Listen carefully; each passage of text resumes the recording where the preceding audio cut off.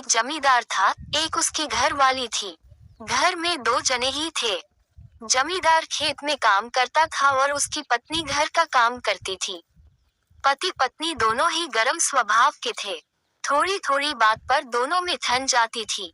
कभी कभी तो घरवाली का बना बनाया खाना भी बेकार हो जाता था। एक दिन घरवाली अपनी रिश्तेदारी में गई।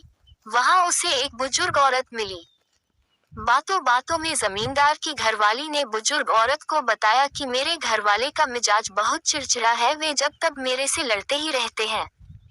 कभी कभी इससे हमारी बनी बनाई रसोई बेकार चली जाती है। बुजुर्ग महिला ने कहा, ये कोई बड़ी बात नहीं है, ऐसा तो हर घर में होता रहता है। मेरे पास इसकी एक अचूक दवा है। जब भी कभी तेरा घरवाला तेरे साथ लड़े, तब तुम उस दवा को अपने मुंह में रख लेना, इससे तुम्हारा घरवाला अपने आप चुप हो जाएगा।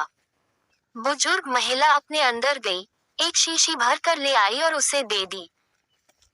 जमींदार की घरवाली ने घर आकर दवा की परीक्षा करनी शुरू कर दी। जब भी जमींदार उससे लड़ता था, वह दवा मुंह में रख लेती थी। इससे काफी असर दिखाई दिया। जमींदार का लड़ना काफी कम हो गया था। ये देखकर वह काफी खुश हुई। वह खुशी खुशी बुजुर्ग महिला के पास गई और कहा, आपकी दवाई तो कारगर सिद्ध हुई है। आपने इसमें क्या क्या डाला है, जरा बता देना, मैं इसे घर में ही बना लूंगी।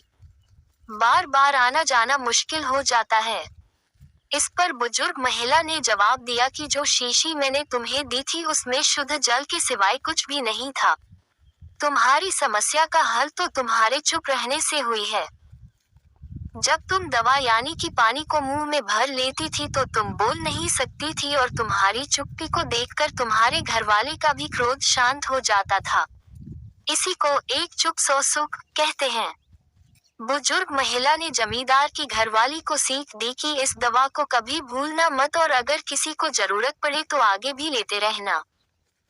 जमींदार की घरवाली ने बुजुर्ग महिला की बात को गांठ बांध लिया और खुशी खुशी अपने घर वापस आ गई।